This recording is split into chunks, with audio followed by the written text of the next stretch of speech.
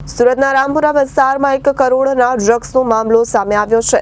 Drugs ફેંકી ફરાર થનાર વોન્ટેડ આરોપીને એસઓજી પોલીસે ઝડપી પાડ્યો છે। આરોપી શહેબાઝ નેપાળથી સુરત આવતાની સાથે જ તેને પોલીસે ઝડપી પાડ્યો છે। એસઓજી પોલીસે લાલગેટ વિસ્તારમાંથી 3 મહિના પહેલા રૂપિયા 1 કરોડનું ડ્રગ્સ પકડી પાડ્યું હતું। સુરતના રામપુરા વિસ્તારમાં 1 કરોડના ડ્રગ્સનો મામલો સામે આવ્યો છે। ડ્રગ્સ ફેંકી ફરાર થનાર વોન્ટેડ આરોપીને એસઓજી પોલીસે ઝડપી પાડ્યો છે। આરોપી શહેબાઝ નેપાળથી સુરત આવતાની સાથે જ પોલીસે તેને ઝડપી પાડ્યો છે। એસઓજી પોલીસે લાલગેટ વિસ્તારમાંથી 3 મહિના પહેલા રૂપિયા 1 કરોડનું ડ્રગ્સ પકડી પાડ્યું હતું, જેમાં હાલ પકડાયેલ મુખ્ય આરોપી શહેબાઝ ફરાર થઈ ગયો હતો। આરોપી પોતાના વતન યુપી ભાગી ગયો અને ત્યાંથી જ બોર્ડર ક્રોસ કરી નેપાળ જતો હતો।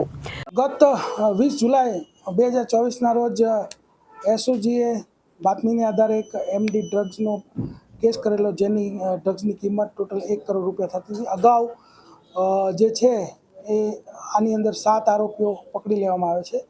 ગઈકાલે આ જે 7 આરોપીઓ ઉપરાંત જે મુખ્ય આરોપી છે મોહમ્મદ કાસિફ, કે એની સાથે જે આ જે ખેપ મારવા આવેલો અને ત્યાંથી બેગ ફેંકીને ભાગી ગયેલો, તેનું નામ છે શાહબાજ આલમ ખાન, કે જે લાલગેટ પોલીસ પાસે તપાસ હતી ને એને પકડી લીધો છે અને ઝડપી પાડ્યો છે।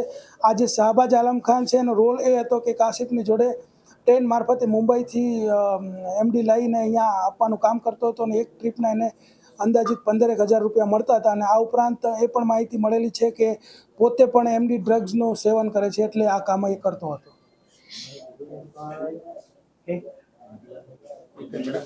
Reporter Arvind Rathod, Janadesh news, Surat.